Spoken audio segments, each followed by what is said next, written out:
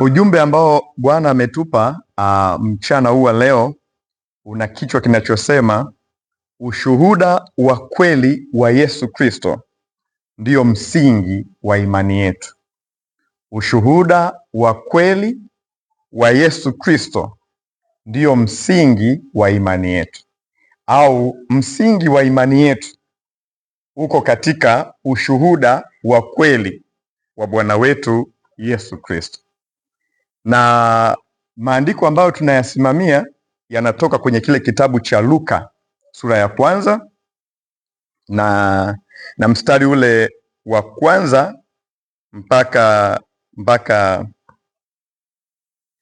mpaka wa 4.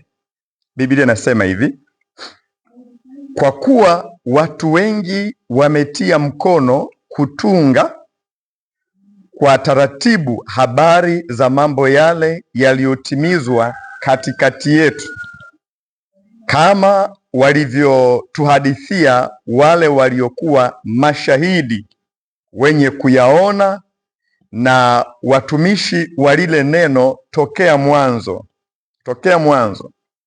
Nimeona vema mimi nami, kwa kuwa nimejitafutia usahihi, noti neno hilo, usahihi wa mambo hayo yote tangu mwanzo, kukuandikia kwa taratibu, Teofilo mtukufu. Mstari wa 4, upate kujua hakika ya mambo yale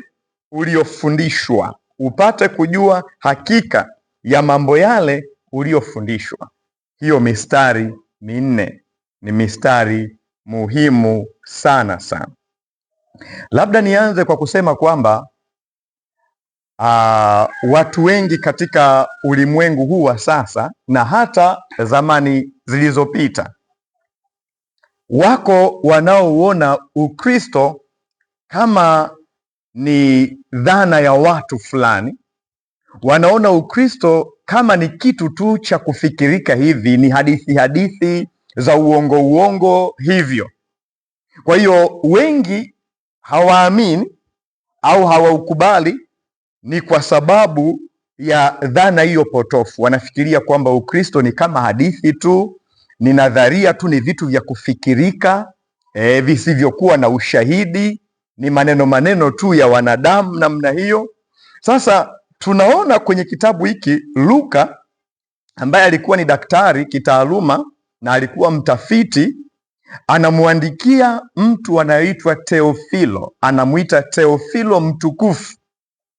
Kwa wakati huo neno hili mtukufu linaonyesha kwamba huyu mtu alikuwa ana cheo fulani kwenye serikali au kwenye mamlaka au kwenye jamii. Kwa sababu hiyo alikuwa ameamini, lakini akawa sasa anafundishwa misingi ya imani ili aweze kujikita vizuri, kwa sababu ni kama vile alikuwa ana mashaka, ni kama vile alikuwa anaona haya mambo yamekaa kaaje. Kwa hiyo Luka anamwandikia yeye na wengine wote watakaokuja kusoma mpaka imetufikia wakina sisi.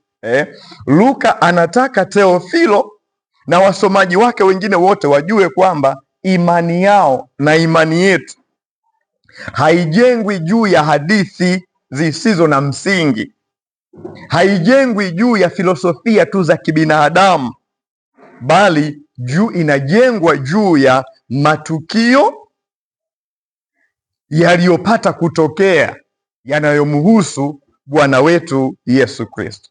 Matukio yaliyopatwa kutokea, yaliyopatwa kufanyika yanayomhusu Bwana wetu Yesu Kristo.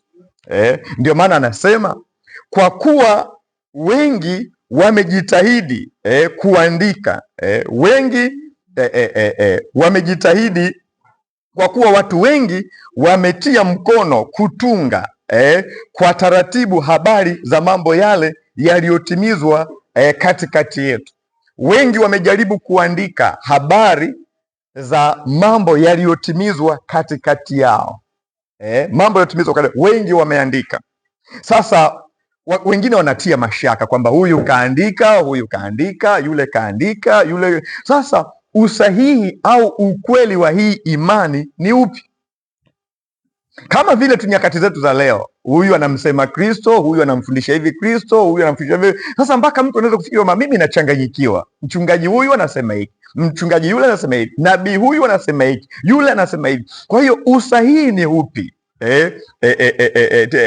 Luka anasema watu wengi wametia mkono kutunga taratibu habari za mambo yaliyotimizwa katikati yetu. Kwa hiyo watu kadhaa walikuwa wamekusanya na kuandika taarifa kuhusiana na Yesu Kristo. Kulikuwa na hamu kubwa na shauku kubwa ya kuhifadhi kumbukumbu ya maisha ya Yesu Kristo na huduma ambayo Yesu aliifanya, kwa sababu wapo watu waliokuwa wamemshuhudia Yesu kwa macho. Kwa hiyo wengi waliandika na ikawapa wengine mashaka kwamba huyu kaandika. Sasa ukweli ni upi? Kwa hiyo mambo anasema wengi wametia mkono, wameandika mambo yale yaliyotimizwa katikati yetu. Luka anaonyesha kwamba maisha ya Yesu kama historia yenye matukio halisi. Maisha ya Yesu anaonyesha maisha ya Yesu kama historia yenye matukio, si ya kufikirika, si ya kubahatisha, ni historia yenye matukio halisi, sio kama mawazo tu ya watu. Ndio maana anasema mambo yote yaliyotimizwa katikati yetu. Maana yake anarifaa historia ya maisha ya Yesu kama matukio halisi. Mambo ya Yesu si ya kubuni, yalitokea. Yesu aliishi katika jamii, aliponya, alihubiri, aliishi na watu. Matukio yaliyotokea katikati yao ni matukio halisi, si ya kufikirika. Kwa hiyo Ukristo una msingi wa kihistoria katika maisha ya Yesu Kristo. Ukristo hauna msingi katika historia au mawazo ya wanadamu. Hapana. Ndio maana watu hawawezi kutuletea vitu vipya sasa hivi, kwa sababu Ukristo si kitu kipya. Ukristo una historia. Ukikataa Ukristo wa historia, manake unaweza kudanganywa. Ukristo wa historia kwa maana gani? Kwa maana kwamba lazima turify back kwa Yesu Kristo, kwamba aliishi, alionekana, alihubiri, aliponya. Kwa hiyo historia ya matukio hayo ndiyo inajenga Ukristo. Ukristo sio dhana tu ya kufikirika, mtu kaamka kasema nimefunuliwa hiki anasema ni Ukristo. Hapana, Ukristo una misingi yake ya kihistoria. Na historia ya Ukristo inajengwa katika historia ya maisha ya Bwana wetu Yesu Kristo. Kwa hiyo Injili ya Luka ni ushahidi wa kile Mungu alichokifanya kupitia Yesu Kristo. Injili ya Luka ni ushahidi wa kimatukio ambayo Mungu aliufanya kupitia maisha ya Yesu Kristo. Sio hadithi tu, hapana, ni ushahidi. Na ndio maana sasa Luka anaeleza mambo ya msingi sana. Anasema kulikuwa na matukio halisi yaliyotokea. Ule mstari wa kwanza, kulikuwa na matukio halisi yaliyotokea. Kwa maana kama nilivyokuambia, Yesu aliishi na watu, Yesu alihubiri, Yesu aliponya. Kwa hiyo hayo matukio hayo yalikusanywa, yalirekodiwa, kwa sababu kuna watu walioyaona. Hilo ni jambo la kwanza la kihistoria la msingi sana, kwamba kulikuwa na matukio halisi, sio matukio ya kufikirika, sio matukio ya kinadharia. Hapana, maisha ya Yesu ni halisi na kuna matukio yenye uhalisia katika historia ya maisha ya Yesu, na ndiyo msingi wa Ukristo. Jambo la pili anasema kulikuwa na mashahidi walioyaona hayo matukio. Kulikuwa na mashahidi. Ndio maana mstari wa pili kitabu cha Luka anasema kama walivyotuhadithia wale waliokuwa mashahidi wenye kuyaona. Yaani Ukristo haujakaa kwenye nadharia tu namna hii. Kuna mashahidi waliomuona Yesu kwa macho, waliokula naye, waliotembea naye, walioingia naye kwenye masinagogi, wakamuona Yesu anaponya, Yesu anafufua. Wako watu waliomuona. Kwa hiyo Ukristo haujengwi kwenye mambo ya hivi hivi tu. Hapana, ni matukio halisi, kwa sababu kuna mashahidi walioyaona hayo mambo. Ndio maana kwenye waraka wa pili wa Petro sura ile ya kwanza na ule mstari wa 16 anasema hivi, waraka wa pili wa mtume Petro sura ile ya kwanza mstari wa 16 anasema, maana hatukufuata hadithi zilizotungwa kwa werevu tulipowajulisha ninyi nguvu za Bwana wetu Yesu Kristo na kuja kwake, bali tulikuwa tumeuona wenyewe ukuu wake. Yesu nakupenda, Yesu nakupenda. Maana yake anachosema Petro ni nini? Anachosema Petro, inawezekana kabisa ukaletewa hadithi za uongo ukaambiwa huu ndio Ukristo. Ukaambiwa huu ndio Ukristo. Ukaletewa nguvu za uongo ukaambiwa hizi ndio nguvu za Kristo. Petro anasema, sikiliza maneno haya ya msingi, kama shahidi kwamba Ukristo sio tu kitu cha kufojifoji, kitu kwamba tunaleta kitu kipya. Hapana. Petro anasema hivi, anasema maana hatukufuata hadithi zilizotungwa kwa werevu, yani kwa ujanja, tulipowajulisha ninyi nguvu zake Bwana wetu Yesu Kristo na kuja kwake. Watu leo wanapotujulisha nguvu za Bwana wetu Yesu Kristo na kuja kwake, wanatupa hadithi zenye werevu, zenye ujanja tu, zenye uongo tu, na kutuambia huu ndio Ukristo. Anaendelea anasema, bali tulikuwa tumeuona wenyewe ukuu wake. Petro kama shahidi eyewitness aliona ukuu wa Yesu Kristo. Aliona matukio ya kihistoria kwenye maisha ya Yesu yaliyodhihirisha ukuu wa Mungu. Ndio maana Ukristo sio kitu cha kubahatisha. Kwa hiyo Petro Luka anamwandikia Teofilo mtukufu kwamba bwana, wewe ni kiongozi wa kisiasa, sijui kiongozi wa kiserikali, unaweza ukatilia mashaka mambo haya. Hapana, usitilie mashaka, kwa sababu Ukristo ni kitu halisi, sio hadithi za kutungwa, kwa sababu kulikuwa na watu ambao moja wapo ni Petro huyu, aliyeona, aliyethibitisha, aliyeshuhudia matukio ya kihistoria ya maisha ya Yesu Kristo, na akauona ukuu wa Mungu kupitia maisha ya Yesu Kristo. Unawezaje kupinga na kukataa kitu kama hicho? Unawezaje kuikataa imani hii iliyothibitishwa na watu walioona kwa macho na Mungu? Hilo ni jambo la pili la msingi sana linalotosha kukushawishi kwamba usitoke kwenye imani ya Kikristo. Na kama haujaingia kwenye imani ya Kikristo, basi hili jambo la pili linatosha kukufanya umfuate Kristo na kuingia kwenye Ukristo. Linatosha. Lakini jambo la tatu, Luka anasema kwamba alichunguza kwa umakini. Alifanya uchunguzi kwa umakini juu ya imani yetu ya Kikristo na habari zote zinazomuhusu Yesu Kristo. Alifanya uchunguzi kwa umakini. Tukiangalia kwenye ile Luka sura hiyo ya kwanza na mstari ule wa tatu.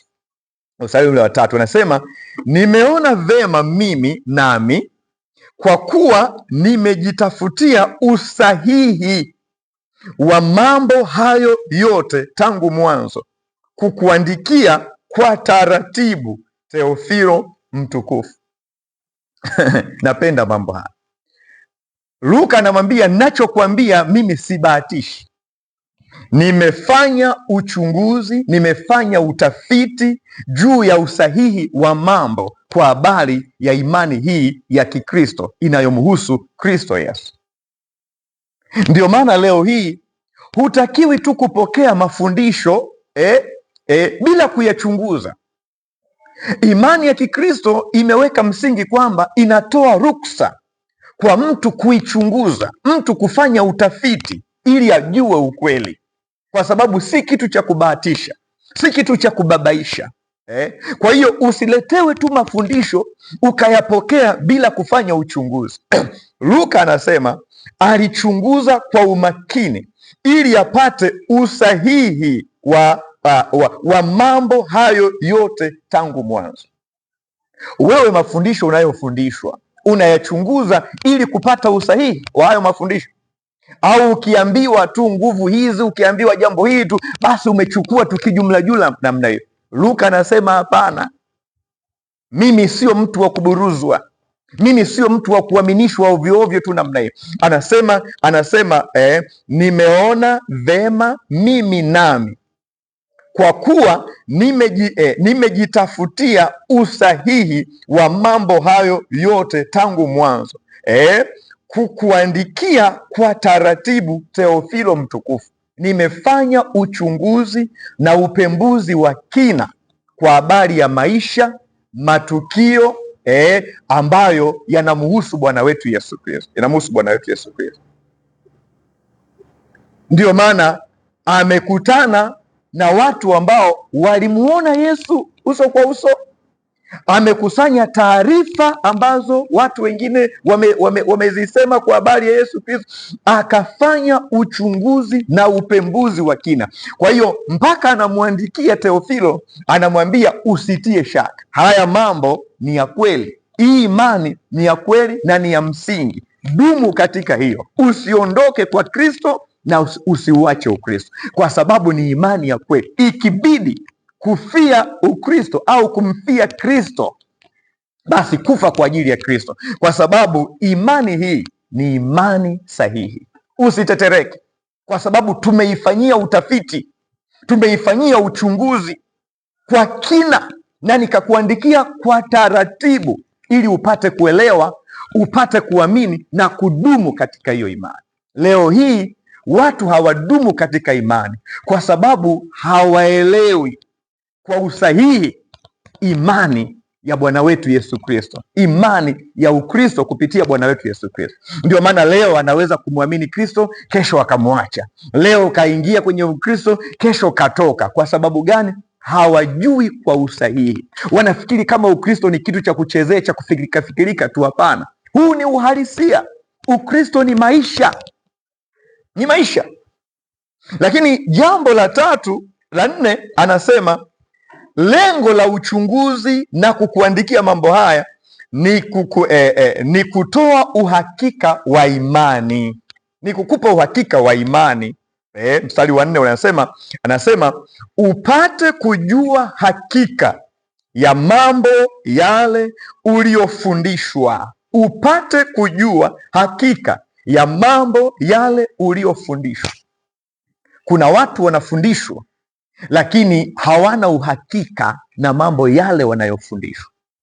Ukikosa uhakika wa kweli ya Mungu ninayokufundisha, hiyo kweli haitakusaidia, haitakusaidia. Lakini ukiwa na uhakika wa usahihi wa mambo ninayokufundisha kwa habari ya Kristo, hakuna mtu atakutoa hapo, hakuna mtu atakutoa. Utadumu kwenye hayo na itakusaidia kwenye ndoa yako, kwenye maisha yako, na hutayumbishwa. Lengo la kufanya utafiti, uchunguzi ni ili aweze kupata usahihi wa mambo haya na kumsaidia Theofilo na wengine wote wakina sisi tupate kujua hakika ya mambo haya tuliyofundishwa, ili tuweze kudumu katika haya. Watu wengi wanakuja makanisani, wanasikiliza neno la Mungu, lakini wanakosa uhakika wa mambo haya wanayofundishwa. Na ukikosa uhakika wa mambo haya wanayofundishwa, unaweza hata ukaingia kwenye dini nyingine, unaweza ukatolewa kwenye Ukristo na changamoto tu za maisha. Kwa sababu gani? Wewe umekosa uhakika. Mungu kwa neema yake tunapojifunza mistari hii minne ya kitabu cha Luka sura ya kwanza mstari wa kwanza mpaka wa 4, mambo haya ni ya muhimu sana. Luka nayo ya establish kwamba kwanza kulikuwa na matukio halisi yanayohusu maisha ya Yesu Kristo na huduma yake, lakini pili, kulikuwa na mashahidi walioona hayo matukio na kuishi pamoja na Yesu Kristo, lakini Luka mwenyewe amefanya uchunguzi wa usahihi wa mambo haya, akajua haya mambo ni sahihi. Usiingie tu katika imani bila kujua usahihi wa mambo. Usimsikilize tu nabii au mchungaji ukaingia kichwa. Fanya uchunguzi wa usahihi wa mambo, Lakini jambo la 4 anasema lengo la utafiti huo ni kutupa uhakika wa imani ambayo tunaiamini kwa Bwana wetu Yesu Kristo. Kwa hiyo Luka hiyo sura ya kwanza mstari wa 2 mpaka wa 3, unaona kwamba imani ya Kikristo imejengwa juu ya ushuhuda wa kweli uliochunguzwa na uliowasilishwa kwa uaminifu na mheshimiwa Luka. Imani ya Kikristo imejengwa juu ya ushuhuda wa kweli wa Bwana wetu Yesu Kristo, ushuhuda ambao umechunguzwa, umefanyiwa utafiti, sio tu magumashi, hapana, umefanyiwa utafiti na ukawasilishwa kwa ukamilifu. Kwa hiyo Luka anatufundisha kwamba ukweli wa Mungu una mashahidi. Kuna mashahidi walioubeba ukweli wa Mungu, wale walioona Yesu Kristo namna hii. Ukweli wa Mungu una mashahidi ambao wanaupigania huo ushahidi, wanautetea huo ushahidi, mpaka wengine wanaufia huo ushahidi. Wakina Petro waliuawa kichwa chini miguu juu. Kwa sababu gani? Walishindwa kuukana ushahidi ambao waliuona. Waliuona ukuu wa Mungu kwa macho yao, unawezaje kuukana? Kwa hiyo ukweli wa Mungu una mashahidi, na hata mimi leo ni shahidi wa ukuu na ukweli wa Mungu, kwa sababu nimeuona Mungu akibadilisha maisha yangu, nimeona Mungu akinipigania, nimeona Mungu akiniponya na kunitetea. Siwezi kuukana ukweli wa Mungu ambao ameudhihirisha kwenye maisha yangu. Ninaomba neema ya Mungu inisaidie niufie ukweli huo katika mazingira yoyote ya, kwa sababu nimeuona, nimeuelewa kwa hakika kwenye maisha yangu. Lakini jambo la pili, Luka anatufundisha kwamba ujumbe wa Mungu unahitaji watumishi waaminifu. Ujumbe wa Mungu unahitaji watumishi waaminifu, watakaosema huo ukweli katika usahihi, ili kubadilisha maisha ya watu. Ujumbe wa Mungu hauhitaji watumishi wasio na uaminifu. Unahitaji watumishi waaminifu kama kina Luka, wanaoweza kufanya utafiti, wanaoweza kufanya stadi vizuri ya neno la Mungu, wakawafundisha watu kweli iliyochujwa namna hii, kweli iliyofanyiwa utafiti, kweli ya Mungu iliyofanyiwa utafiti, inayoweza kumjenga mtu. Sio tu kufundisha neno la Mungu kwa hovyo tu, hapana. Kweli ya Mungu inahitaji watumishi waaminifu, wanaoweza kusoma, wanaoweza kuchambua, wanaweza kufanya utafiti, wanaweza kufanya reference vizuri, wakatuletea mambo ya msingi yanayoweza kuimarisha maisha yetu. Sio kuhubiri Biblia ovyo tu, sio kulifanya neno la Mungu kama vitabu vya ovyo. Hapana, fanya stadi ya kina, stadi nzuri, kama Luka anavyosema. Alitafuta usahihi wa mafundisho haya, usahihi wa neno, akafanya utafiti.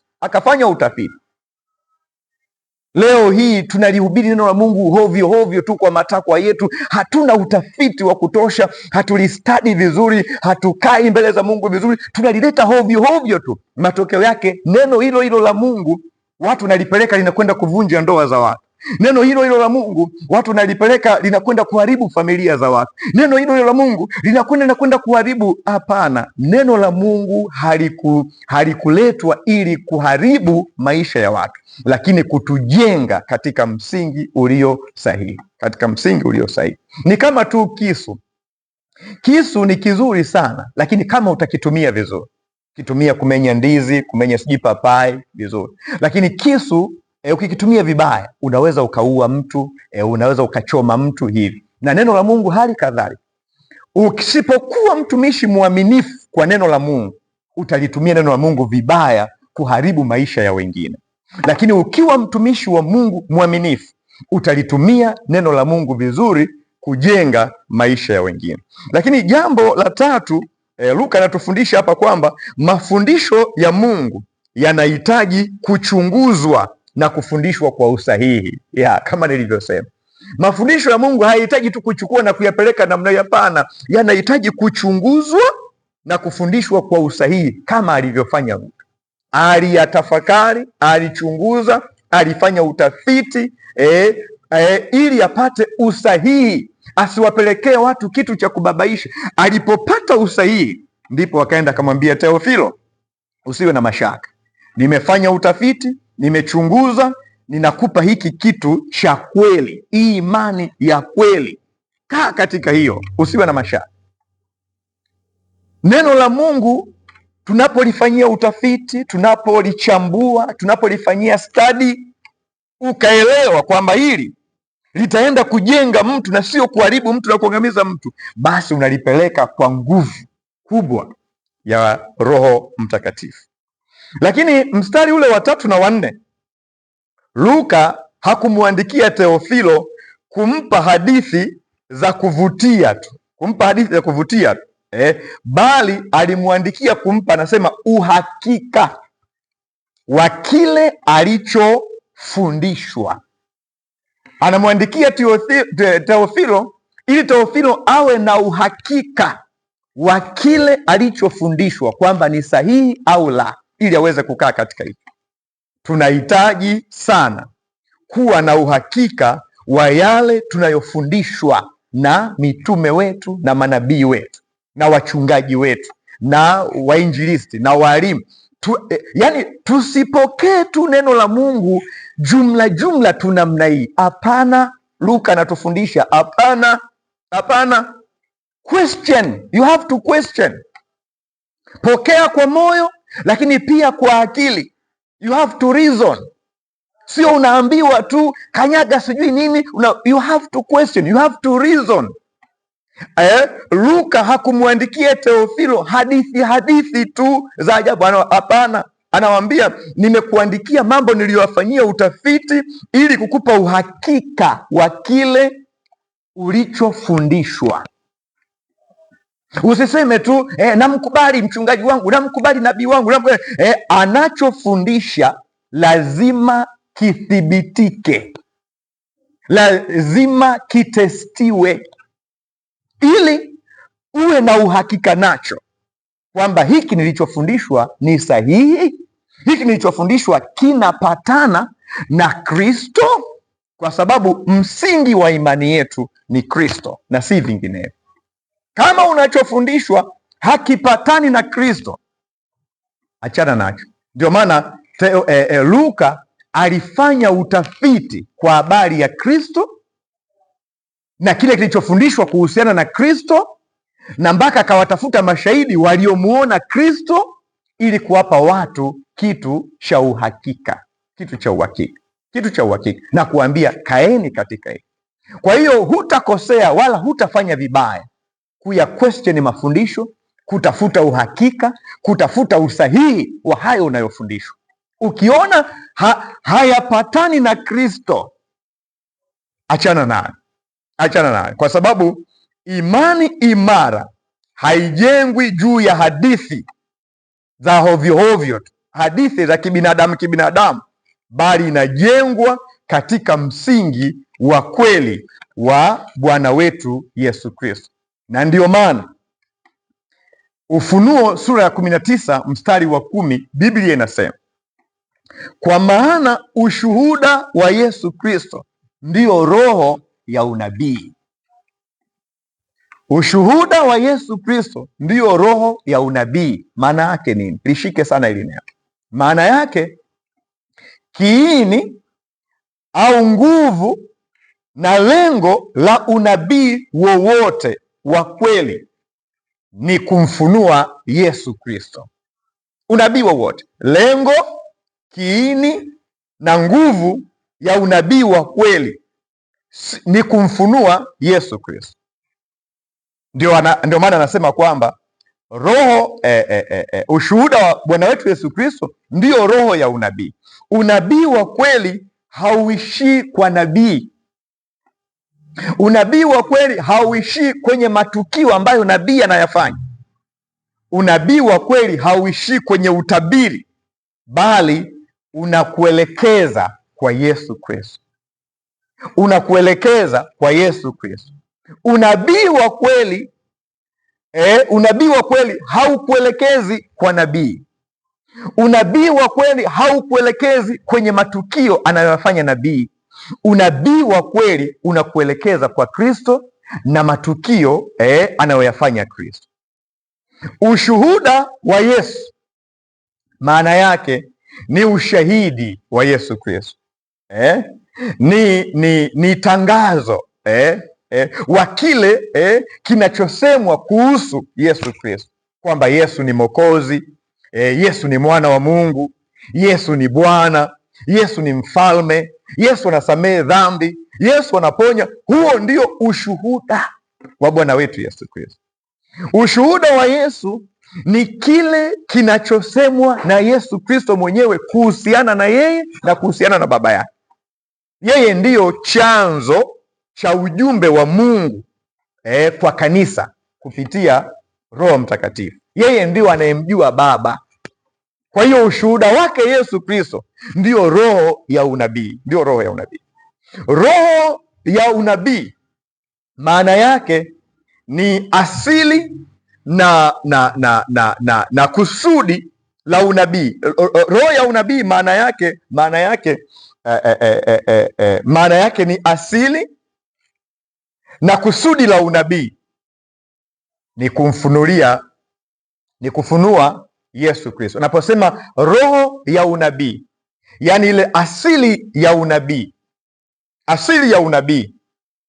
ni kumfunua Yesu Kristo, ni kumfunua Yesu Kristo. Roho ya unabii maana yake asili ya unabii na kusudi la unabii sio jingine isipokuwa ni kumfunua Yesu Kristo. Ndio maana anasema roho ya unabii, maana yake asili ya unabii ni kumfunua Yesu Kristo. Kama unabii haumfunui Yesu Kristo, basi asili yake ni mahali pengine, lakini sio kwenye ushuhuda wa Yesu Kristo. Unabii wowote asili yake ni ushuhuda wa Yesu Kristo, na kwa sababu hiyo utamfunua Yesu Kristo. Ufunuo unaomfanya mtu amtegemee nabii kuliko Yesu Kristo, basi sio roho ya kweli ya unabii. Ufunuo wowote mtu nimefunuliwa, utabiri wowote ambao unamfanya mtu asimtegemee Kristo bali amtegemee huyo nabii, basi hiyo sio roho ya kweli ya unabii, sio roho ya unabii wa kweli. Unabii unaomwinua mwana wa Adamu, unabii unaomwinua mwanadamu kuliko Yesu umepoteza kusudi, kwa sababu roho ya unabii kusudi lake ni kumfunua Yesu Kristo. Roho ya unabii kusudi lake ni kueleza ushuhuda wa Bwana wetu Yesu Kristo. Ndio maana Yesu anawaambia Mafarisayo kwamba kwenye Yohana sura ya 5 mstari wa 39, mwayachunguza maandiko mkidhani ya kwamba mnao uzima wa milele, na hayo maandiko yananena habari zangu.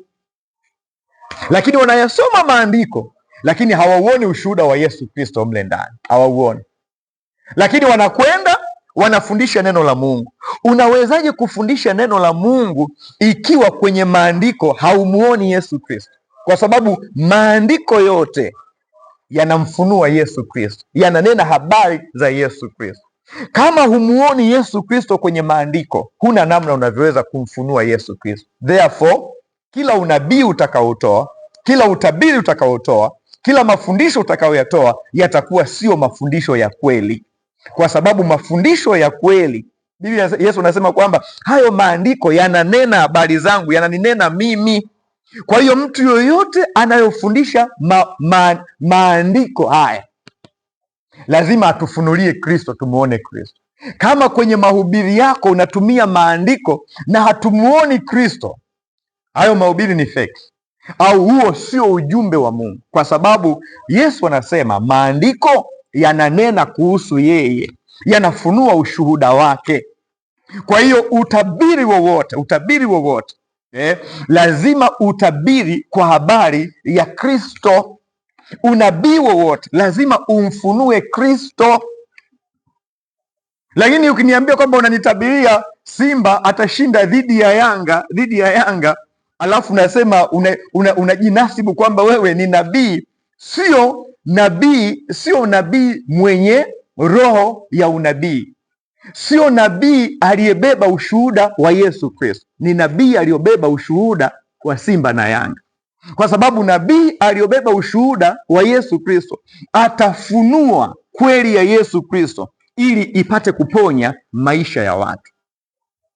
Kushinda kwa Simba dhidi ya Yanga au Yanga dhidi ya Simba kunaleta uponyaji gani kwenye maisha ya watu mpaka Mungu akupe wewe neema hiyo ya kutabiri kwa habari ya Simba na Yanga, Aache kukupa mambo ya msingi ya kubadilisha maisha ya watu kumwelewa Kristo na kuponya ndoa zao, kuponya ujana wao, kuponya maisha yao, akupe wewe kwenda kutabiri matatizo ya mtu mwingine. Ili iwe nini? Kwa sababu Mungu ana uwezo wa kutatua matatizo ya watu, sio mpaka asubiri mimi niende nikatabiri matatizo ya mtu ndio Mungu ayatatue. Hapana.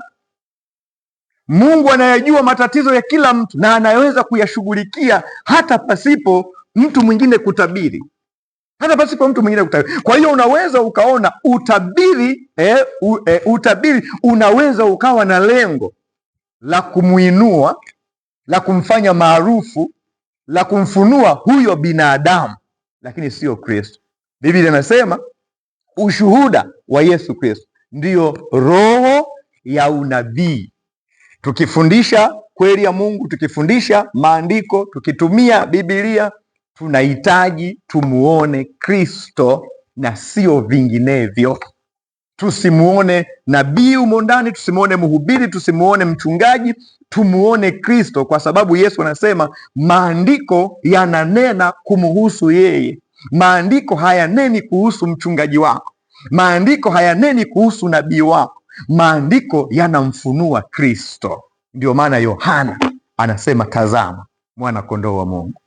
I wish manabii wote wanapotoa unabii na kutabiri wawaambie watu tazama mwana kondoo wa Mungu, tazama mwana kondoo wa Mungu, tazama mwana kondoo wa Mungu. Sio kesho utakuwa tajiri, kesho sijui utakuwa maskini, kesho utakuwa nani. Tazama mwana kondoo wa Mungu.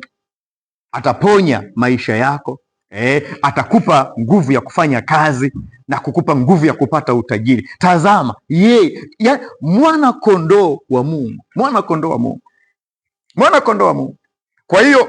Kwa hiyo Luka anatufundisha mambo haya ya msingi, kwamba Ukristo, imani yetu katika Kristo sio kitu cha kubahatisha, sio kitu cha kukichezea chezea, sio kitu cha kukibagaza tu na kuja na idea zetu na mafuno yetu mapya.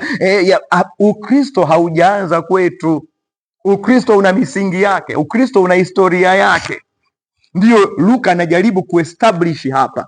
Anasema nimefanya utafiti, nimefuatilia, na waambia kitu chenye uhakika kisichobahatisha.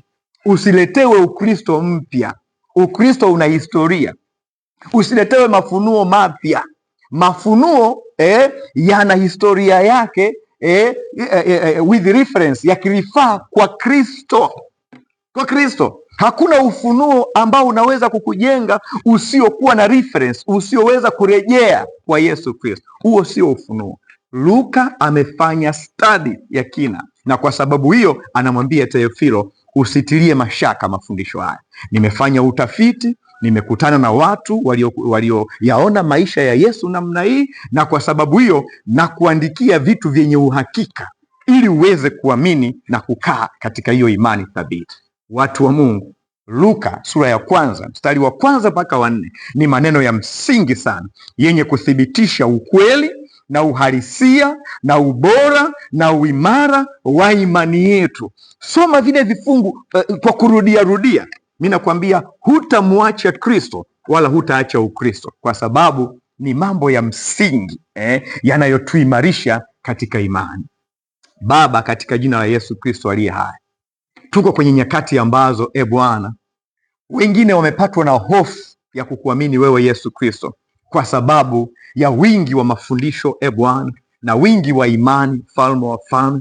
Lakini Luka anatutia moyo kwamba amefanya utafiti wa kina, amekutana na watu waliokutana na wewe Yesu Kristo uso kwa uso, na ametuandikia mambo haya kuthibitisha kwamba imani yetu haina mashaka yoyote, na msingi wa imani yetu ni historia ya matukio ya maisha ya Bwana wetu Yesu Kristo. Baba, tunakuomba utusaidie kumwamini Yesu Kristo na kukubali kuwa tayari kufa kwa ajili ya Kristo. Tunaomba neema yako na baraka zako Bwana. Wale wenye mashaka kiasi kwamba wanaogopa kumwamini Kristo, Baba, wafunulie neema hii, Mungu mtakatifu, wakauone ubora, ukuu na uweza wa nguvu zako Bwana, ulioudhihirisha wakati huo na unaoudhihirisha sasa na utakaoudhihirisha baadaye.